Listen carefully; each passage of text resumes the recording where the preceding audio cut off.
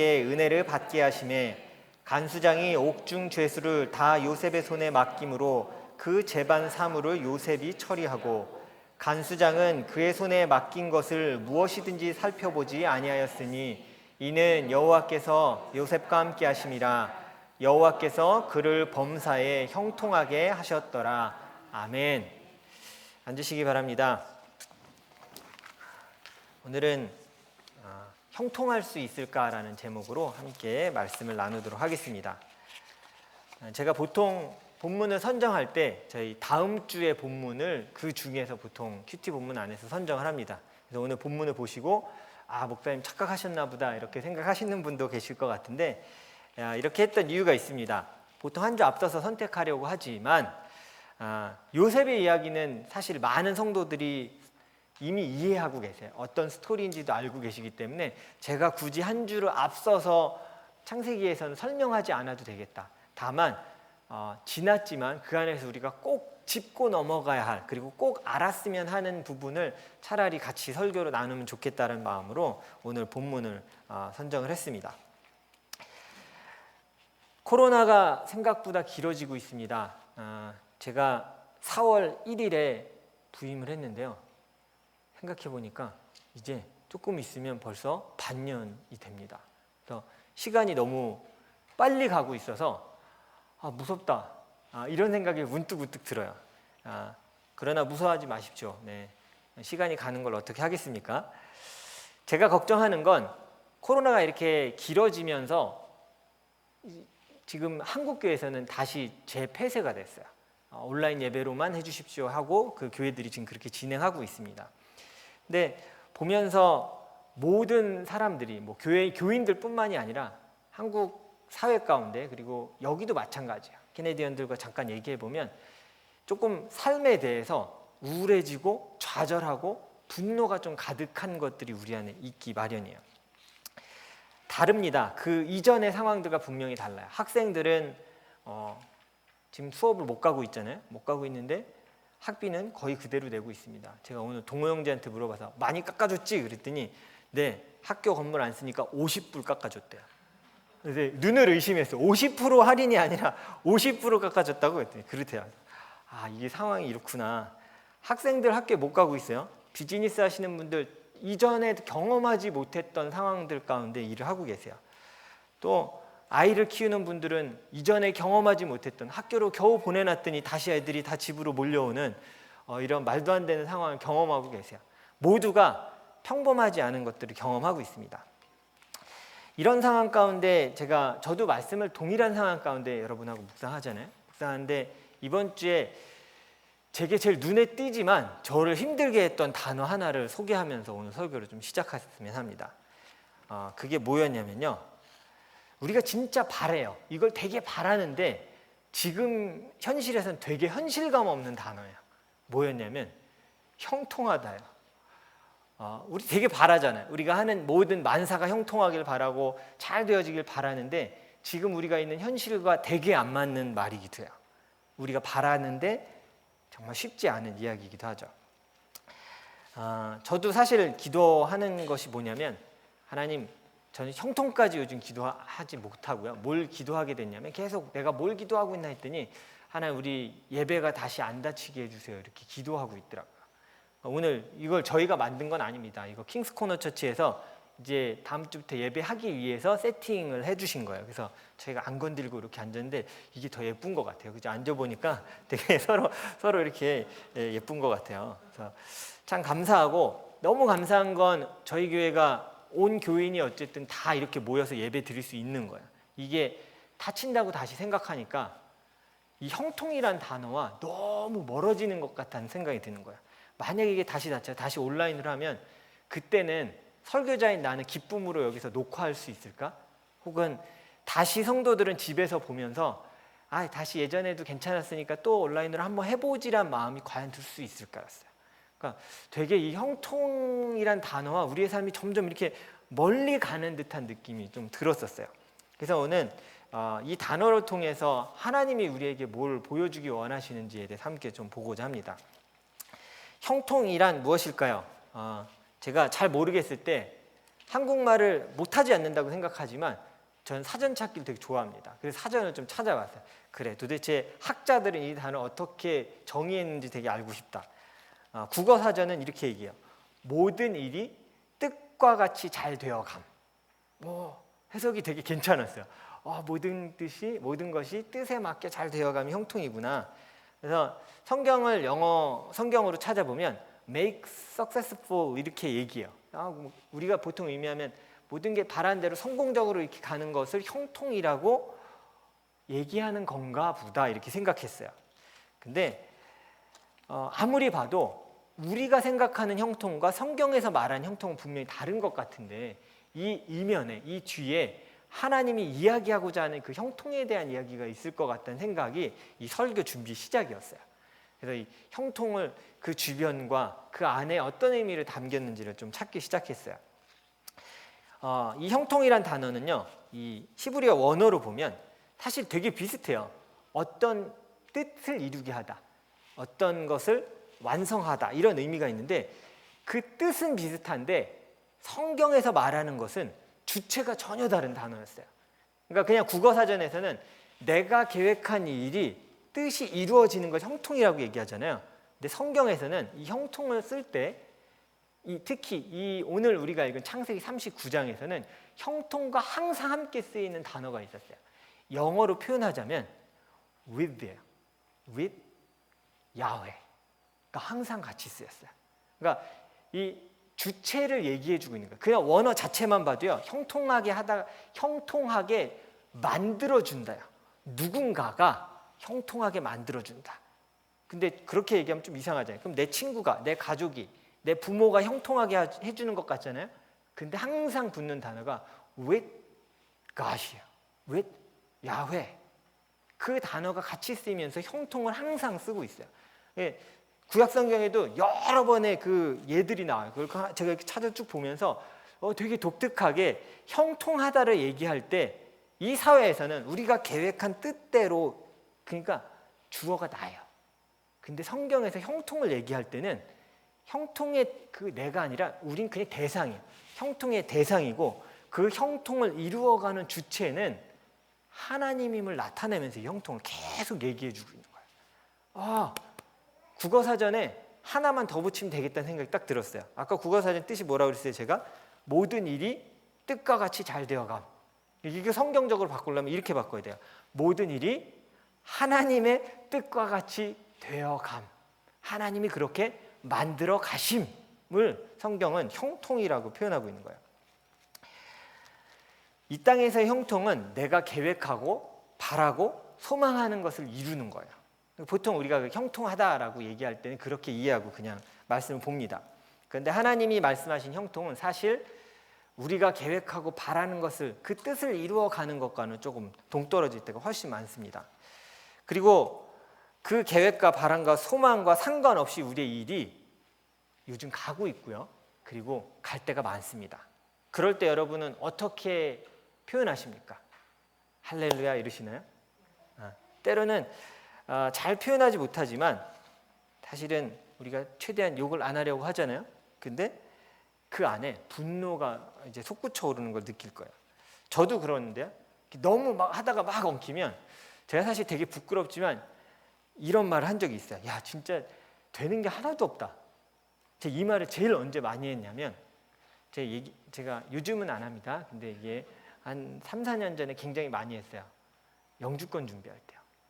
하나하나 태클이 어떻게 이렇게 다 들어올 수 있고 이거 진짜 누구한테 얘기도 못 하겠고, 그러니까 목회자가 너무 툭툭툭 걸리니까 야, 이게 사람들이 보기에도 저 사람은 한국 가야 되는 거 아닌가 이렇게 생각하겠다 싶을 만큼 계속 걸렸어요. 그러니까 제 마음에 뭐냐면 진짜 되는 게 없다. 왜 다 이게 걸리지가 사실은 너무 부끄럽지만 저의 여기까지 올라왔던 이 표현이었어요. 이 말은요, 내가 계획하고 바란 것이 이렇게 되는 게 없지란 뜻이에요. 사실은. 그러니까 주체가 뭐냐면 내가 계획했는데 그 계획대로 왜 안 가고 있지에 대한 분노인 거예요. 여러분 집에서 화 잘 내십니까? 아멘은 못 하시겠죠? 네. 내죠. 근데 그 생각 한번 해보신 적 있으세요? 그냥 뭐 집에서뿐만이 아니라 내가 일을 하든지 뭘 하든지 내가 분노하거나 화내는 순간이 있어요. 그 이유가 뭐라고 생각해 보신 적 있어요?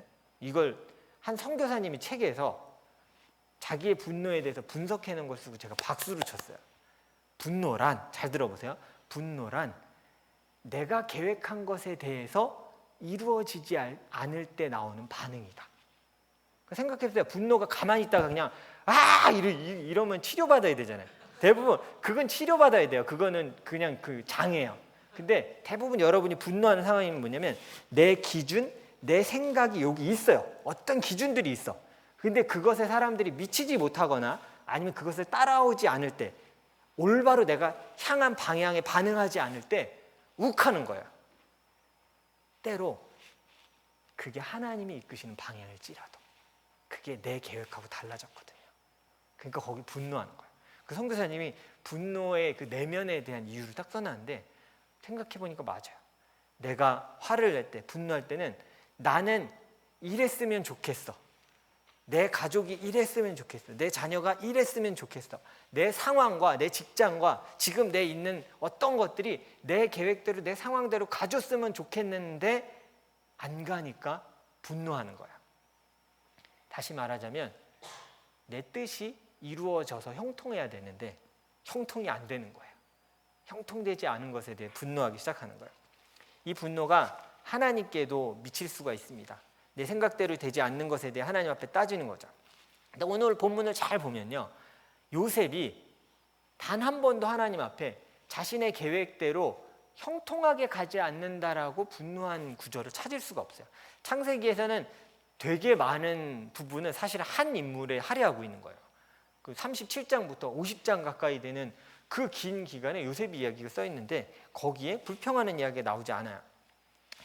그러나 분명한 건 요셉이 자기가 겪은 이 모든 상황을 다 이해하지 못했다는 거예요. 그러니까 이걸 이해하고 마음이 넓어서 그걸 다 참았나? 라는 생각을 했는데 성경을 보다가 너무 반가운 구절을 제가 찾았어요. 창세기 40장 14절에서 15절입니다. 덥지 않으셨다면 40장이요. 40장 14절 15절을 같이 읽겠습니다. 함께 읽어보겠습니다. 시작.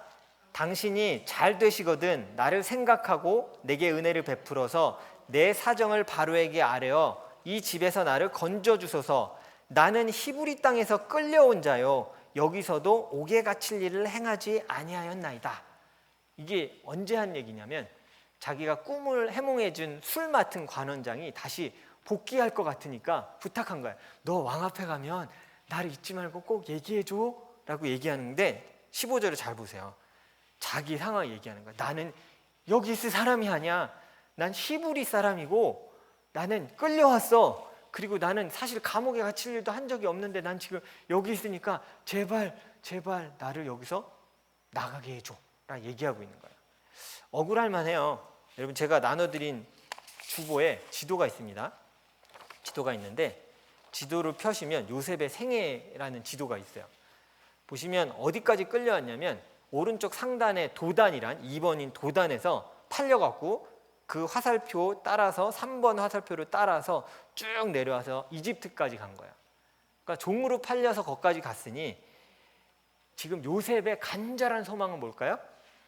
자유를 얻어서 내 아버지께 내 고향으로 돌아가는 거예요. 그게 요셉이 생각한 형통이었어요. 난 다시 그 땅으로 돌아가서 아버지께 가는 그 형통을 경험해야 되는데 나는 지금 여기 있을 이유가 없어요. 사실 요셉은 자기 상황을 이해하지 못한 거예요. 이해가 되겠습니까? 난 집에서 멀쩡히 형들하고 있었고 아버지랑 있었는데 종으로 팔렸고 이집트까지 종으로 끌려왔고 거기서 종도 억울한데 또 누명을 쓰고 감옥으로 갔어요. 그게 이성적으로 다 이해가 될까요? 이해가 안 되죠. 그러니까 요셉도 지금 상황은 이해가 안 돼요. 나 여기서 나갈 수 있게 좀 얘기를 해줘라고 그가 억울한 가운데 얘기하고 있는 거야. 근데 요셉의 이 답답한 상황 그리 쉽게 해결되지 않습니다. 긴 시간 동안 요셉이 하나님께 기도했을 거예요. 뭘 기도했을까요? 하나님, 나 돌아가게 해주세요. 그러니까 사실 여기서의 형통은 우리가 생각하는 이게 우리가 착각할 수 있어요. 이게 뭐 간수장처럼 역할을 맡게 되고 총리가 되고 형통했네. 요셉이 생각한 형통은 그게 아니에요. 요셉은 돌아가고 싶었어요. 아버지께로, 내 형제에게로, 고향으로 돌아가고 싶은 것이 요셉이 원한 형통이었어요. 근데 전혀 그의 계획과 상관없이 하나님이 지금 이끌어가고 계신 거였어요. 성경은 그런데 그를 향해서 요셉의 계획과는 전혀 상관없었거든요. 근데 성경은 뭐라고 얘기했냐면 그가 형통하였다라고 성경 분명히 표현하고 있는 거예요.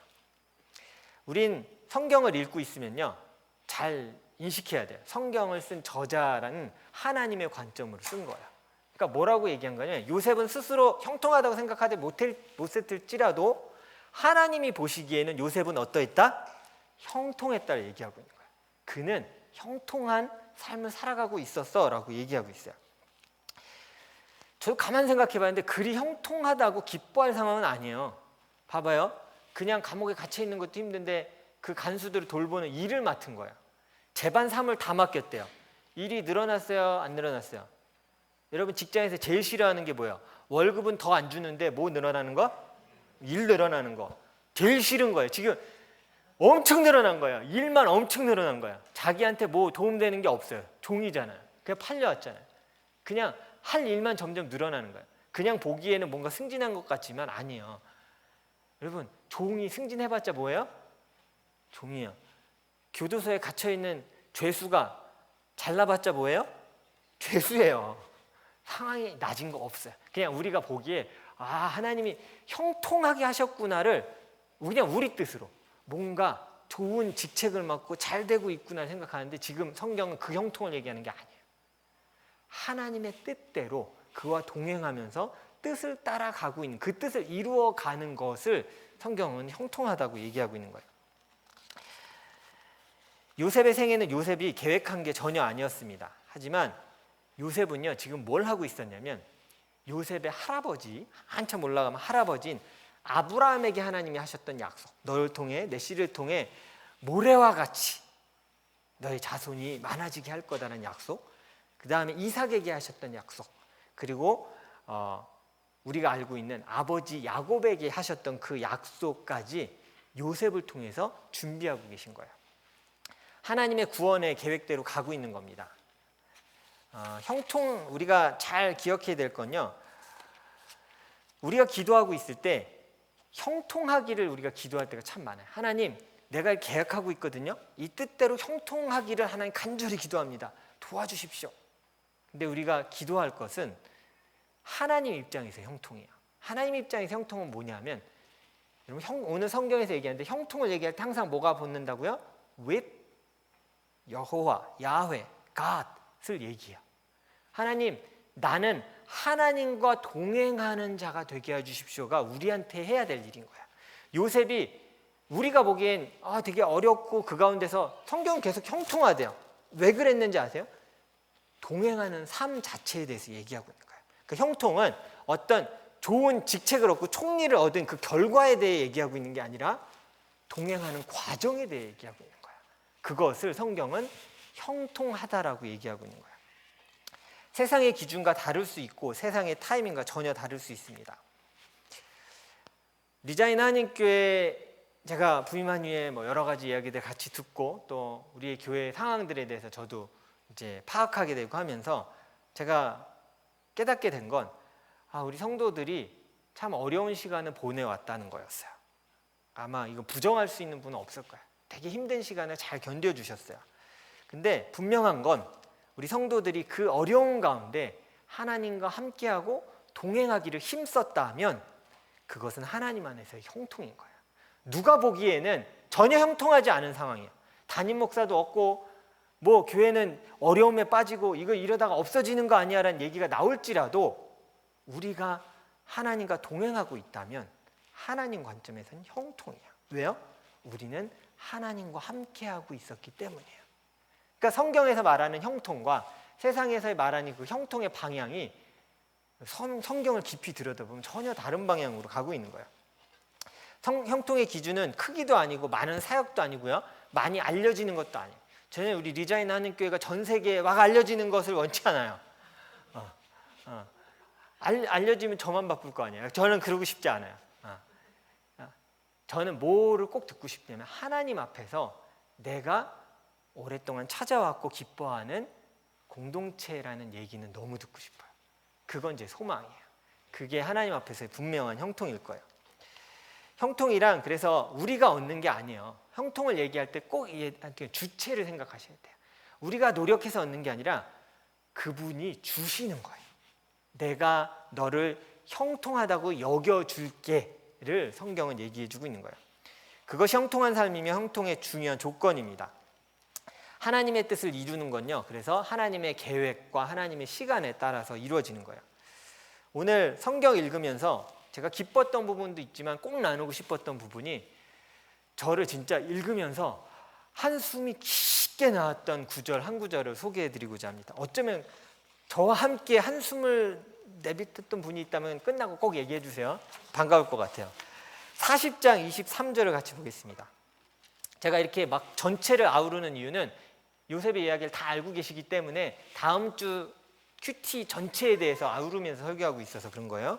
자, 제 정신 없어서 왔다 갔다 하는 건 아닙니다. 네, 40장 23절부터 41장 1절까지 읽겠습니다. 자, 같이 읽겠습니다. 시작. 술 맡은 관원장이 요셉을 기억하지 못하고 그를 잊었더라. 만 2년 후에 바로가 꿈을 꾼 주 자기가 나일 강가에 섰는데, 제가 왜 한숨 쉬었는지 아시겠어요? 형들은 요셉에 의해서 팔렸고요, 종으로 끌려갔어요. 아까 그 먼 거리를, 고속도로 없잖아요. 그냥 낙타 이렇게 줄 묶여서 분명히 종이니까 끌려갔을 거란 말이에요. 그 땡볕에 끌려갔어요. 그리고 거기서 억울한 누명을 써서 또 감옥에 갔습니다. 다시 하나님의 도우심으로 좋은 직책에 오를 것 같았는데 왕의 신하를 도와주고 기대함이 생긴 거야. 나도 이제 벗어날 수 있겠구나. 근데 가끔 성경은 정말 너무 냉철해요. 그 기다림을 너무 간단한 한마디로 얘기합니다. 뭐라고요? 만 2년 후에. 갑자기 여기 콱 막히는 거야. 2년에 그 어떤 얘기도 없어요. 요셉이 어떤 마음으로 기다렸는지도 없고, 그냥 성경은 너무 간단히 만 2년. 너무 태어나요. 그 태어남이 저를 속상하게 하고 한숨 짓게 했어요. 와, 하나님 너무 쉽게 얘기하세요. 이 요셉의 이 마음으로 2년을 어떻게 기다렸을 텐데 그냥 만 2년 후에 이렇게 그냥 얘기하고 넘어가시니까 라는 얘기를 하게 됐어요. 매일같이 기다렸을 거 아니에요. 내일은 날 불러줄까? 내일은 나를 왕 앞에 불러줄까 기다렸는데 그게 1년도 지나고 2년이 가버린 거예요. 제가 이 기간에 대한 기다림, 영주권 기다릴 때보다 더 간절하고 더 소망하고 하루하루 기다렸는데 응답하지 않았던 얘기를 하나 나눠드릴게요. 제가 군대를 딱 들어가자마자 생각난 게 뭐였냐면, 훈련소에서 맨날 훈련하잖아요. 교회를 못 가게 하더라고요. 3주 동안. 교회를 너무 가고 싶은 거예요. 그 이해가 됐어요. 선배들이 훈련소에서 목마른 사슴 부르자마자 눈물이 흐른다는 얘기를 제가 뭔지 알겠더라고요. 근데 거기서 훈련하고 이렇게 막 하는데 갑자기 뭐 군종 목사님이란 분이 이렇게 앞에 딱 나오는 거예요. 훈련 시간에. 그러더니 여기서 좀 내 사람 좀 찾을게. 그랬더니 혹시 학부에서 신학 공부한 사람 손 들어봐. 근데 이렇게 싹 봤더니 아무도 없는 거예요. 소망이 생겼어요. 내가 착출되나 보다. 싹 손을 들었죠. 나오래요. 그래서 이제 애들은 다 그 훈련 받는데 군종 목사님하고 독대할 시간이 생긴 거예요. 근데 제가 얼마나 설레었는지 지금부터 들어보세요. 딱 얘기하는데 그 군종 목사님이 내 선배인 거예요. 서울신학대학교 선배. 88학번 선배였어요. 지금 이제 신촌 성결교회에 계시는 홍정택 목사님이에요. 이거 보시진 않겠지만 저를 딱 보시면서 얘기한 거예요. 서울신대야? 너 96학번이구나. 이렇게 하면서 제 동기 이름을 얘기하는 거예요. 그럼 제 필이 알겠네. 군종끼리는 다 알거든요. 네, 압니다. 제가 얼마나 기대했겠어요. 그러면서 목사님이 그러고 가셨으면 전 기대 안 했어요. 딱 한마디를 저에게 던지셨어요. 그래, 알았어. 가서 기다려. 내가 부를게. 그리고 훈련에 다시 합류했어요. 전 그날부터 뭘 기대했을까요? 내가 군대에서 소망하던 군종이 돼서 하나님을 예배하고 전도사 같은 역할로 내가 살아가겠구나 기다렸는데, 매주 교회 가서 그 목사님 뵈요. 근데 저를 아무 얘기도 하지 않는 거예요. 그렇게 한 달이 갔어요. 새벽 예배를 갈 수 있게 돼서 새벽 예배마다 전 뭘 기도했을까요? 하나님, 목사님이 저를 부른다고 했으니까 빨리 불러주십시오. 2달이 지나고 3달이 지나고 4달, 5달, 6달 지나도 안 불러요. 그때 알았어요. 아, 이 부른다는 의미가 언젠지 모르는 얘기인 거구나. 그리고 그게 얼마나 걸렸냐면 1년이 걸렸어요. 아니, 군대 훈련소 빼고 2년 일하는데 1년 동안 안 부른 거예요. 그때 제 마음은 기다리다 나중에 지치더라고요. 부른다고 했으면 부르시지, 이게 뭡니까? 진짜 나중에 악에 바치는 상황까지 막 이런 거예요. 이 뒤에 더 재밌는 얘기는 다음에 제가 설교 때 엄청 재밌는 얘기가 있지만 이 얘기는 제가 다음에 하도록 하겠습니다. 여기에 있는 얘기가 너무 재밌는 얘기가 있어요. 근데 저한테는 그 1년이 진짜 너무 길었거든요. 제 인생에 돌아볼 때 매일매일 이렇게 손꼽으면서 기다렸다. 제대보다 더 기다렸을 거 아니에요. 더 가까우니까. 근데 안 와요. 1년인 그렇게 보냈는데 이제 2년을 이렇게 얘기하는 거잖아요. 만 2년 후에 욱 올라오는 거예요. 하나님, 어떻게 이러실 수 있어요? 여러분 그러신 적 없어요? 어떤 기도 제목 가지고 하나님 앞에 되게 기다리는데 하나님 너무 태어나세요. 그리고 아무 대답이 없으세요. 막 속이 타는 거예요. 제가 자매들에게 형제들을 화나게 하는 방법 딱 알려드릴게요. 뭐냐면 이렇게 말하시면 돼요. 군대 다녀온 형제가 군대 얘기할 때 딱 한마디만 던지시면 돼요. 야, 2년 되게 짧네. 눈 깜빡하면 지나겠다. 되게 화나게 만들 수 있는 말. 그리고 휴가 나온 군인한테 제일 화나게 하는 말이 뭔지 아세요? 야, 벌써 또 나왔어? 또 휴가 나왔어요. 막 나는 얼마나 간절히 기다렸는데 너무 쉽게. 이게 똑같아요. 만 2년 후에랑 거의 비슷해. 또 나왔네? 되게 분노할 만한 말이에요. 그런데 중요한 건 형통이란 이 단어는요, 우리가 이해할 수 있는 시간과 장소의 개념을 뛰어넘는 거예요. 요셉의 상황은, 지금 있는 그 장소는 형통할 만한 장소입니까? 아니잖아요. 종으로 팔려갔었고 지금 감옥에 있는 거잖아요. 그러면 그 시간도 사실은 그런 장소, 시간을 다 뛰어넘는 하나님의 개념으로 형통을 바라봐야 돼요. 영어로는 successful이라고 표현하지만 이 성공은 세상에서 말하는 돈을 잘 벌고 좋은 직장 들어가는 것을 뜻하는 것도 아니에요. 형통이란 과정을 얘기하는 거예요. 하나님과 동행하면서 그 기간을 온전히 동행하기 위해 살아가는 과정을 성경은 형통하다라고 표현하고 있어요. 외로워도 하나님과 동행하는 그 형통의 대로를 가고 있는 자, 그가 바로 형통한 자입니다. 그래서 우리는 형통이란 단어를 얘기할 때요, 아까 제가 주체를 얘기하라고 그랬잖아요. 그래서 꼭 얘기해야 될 거, 그 주인이, 형통의 주인이 하나님이라면 형통하다라는 평가와 판단을 누가 할 수 있을까요? 그 주인이 할 수 있는 거예요. 그건 형통, 내가 형통하게 만들어줄게라고 성경도 얘기하고 있잖아요. 그래서 형통이란 하나님의 뜻을 이루는 것을 얘기하고 있어요.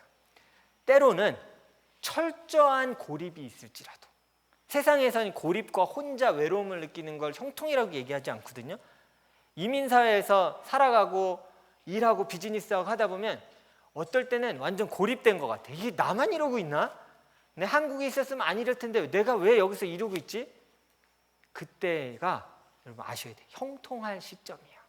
하나님과 동행하면서 철저한 고립 가운데 하나님과 동행하는 연습을 해야 될 때요. 성경은 항상 그 철저한 고립을 통해 동행하는 사람을 통해서 하나님의 뜻을 이루어 가셨어요. 그냥 이루어진 거, 누구나 세상이 보기에도 좋은 것만 받아갖고 하나님의 길을 간 사람은 아무도 없어요. 철저한 고립 가운데, 외로움 가운데, 그리고 그 만 2년이란 같은 지루한 긴 기다림 가운데 하나님을 찾았던 자가 형통을 경험할 수 있고 하나님이 형통하다라고 여겨주신 사람이었어요. 하나님의 나라를 살아가는 백성도 이와 같습니다. 세상은 싸우고 있고요, 갈등이 나고 여러 가지 어려움 가운데 있어요. 그러면 여러분 지금 상황을 보십시오. 하나님 나라 같습니까? 저는 목사인데도 제가 느끼는데 상황이 하나님 나라 같은 적은 한 번도 없었던 것 같아요. 짧은 제 인생을 봐도 그렇고, 이거는 우리 권사님 장로님도 공감하실 거예요. 이 세상이 하나님 나라 같았던 적은 눈으로 보기에 없었어요. 그렇죠? 맨날 무슨 일이 있고 맨날 터지고 내 인생만 봐도 그런데 세상도 항상 그래요. 그런데 문제는 뭐냐면 하나님은 내가 그곳에서 너를 형통하게 여기겠다고 얘기하시는 거예요. 이런 상황이 지금 형통할 수 있습니까? 근데 기준이 다르기 때문에 하나님 얘기하실 수 있는 거야. 그 상황일지라도 네가 내 자녀임을 알고 나와 동행하기를 쉬지 않는다면 너는 형통한 자다라고 하나님이 명하고 계신 거예요. 그렇게 우리의 기도는 이제 명확해야 됩니다. 우리가 항상 기도하다 보면 우리의 형통을, 내 기준의 형통을 놓고 많이 기도해요. 하나님 나 형통하게 해주시고 뭐 이 기도하는 거 이루어 주시고, 형통의 주체가 나예요. 우리가 해야 될 건 뭐냐면 그 주체를 하나님 앞에 내려놓는 거예요. 하나님, 생각해보니 형통의 주인이 내가 아닙니다. 하나님이 형통하다고 하셔야 형통한 거군요. 그러면 나는 하나님과 동행하기를 먼저 기도하겠습니다. 그게 우리의 기도 제목이어야 돼요. 끊임없이 진짜 동행 못할 상황에서 난 동행하겠습니다라고 얘기하는 자, 그가 형통한 자임을 성경은 얘기하고 있어요. 하나님과 동행하기를 힘쓰고 애쓰는 백성은 누구나, 그래서 그 하나님 앞에서의 성공을 이루는 자임을 성경은 얘기해요. 전 이 말씀이 너무 위로가 됐어요. 하나님, 되게 답답한 상황인데 저도 그럼 형통할 수 있습니까, 하나님? 우리 성도들도 되게 어려운 상황 가운데 지금 있는데 이들도 이 땅 가운데 하나님의 형통하다고 여겨주실 겁니까? 성경의 대답은 그렇다예요. 너희가 나와 동행한다면, 그 어려운 상황에도 끊임없이 나를 붙들기 위해 절규하며 나를 찾는다면 너희는 내가 형통케 해주겠다. 세상이 형통하게 해주겠다는 것을 우리는 그걸 되게 기대하거든요. 근데 성경은 내가 형통의 주인인 내가 형통하게 여겨주겠다라는 것을 간구하래요. 그것을 기대하래요. 그것을 사모하라고 얘기하고 있어요. 오늘 우리는 똑같은 삶으로 이 예배가 끝나면 또 가거든요. 근데 우리의 기도는 하나님, 저 형통하게 해주세요가 아니었으면 좋겠어요. 하나님, 세상이 형통할 수 없다라고 얘기하는 상황에서 나는 하나님과 동행하게 해주십시오. 형통의 주인인 하나님이 너를 내가 형통하게 하겠다는 그 약속이 요셉에게 하셨던, 야곱에게 하셨던, 이삭에게, 아브라함에게 하셨던 그 약속이 내 약속되게 해주십시오. 나 주 안에서 형통한 자가 되고 싶습니다. 그게 우리의 기도 제목이 돼야 돼요. 오랜 기다림 가운데 있으시다면, 또 나는 다른 사람들보다 좋지 않은 조건 가운데 살아가고 있다고 여기신다면 그건 세상의 형통의 조건이에요. 그 상황에서도 우린 충분히 아버지 앞에 형통함을 얻을 수 있음을 기억하십시오. 요셉의 삶은 오늘을 살아가는 그리스도인의 삶을 그대로 보여주고 있어요. 너무 감사해요. 하나님, 먼저 이렇게 살아갔던 이 형제를 보여주셔서 너무 감사합니다. 나도 하나님 앞에 눈에 형통이 보이지 않지만 하나님과 동행하기를 먼저 힘쓰는, 정말 하나님께서 형통하다고 여겨주시는 그 자녀로 살아가게 해주십시오라고 하나님 앞에 기도가 시작됐어요. 전 이 기도가 저만의 기도가 아니라 우리 리자이나 한인교회 모든 성도의 기도가 됐으면 좋겠어요. 하나님, 나를 형통하게 해주십시오가 아니에요. 형통하게 나를 여겨주십시오예요. 형통의 주인은 아버지 하나님이시기 때문입니다. 이 시간 함께 기도하겠습니다.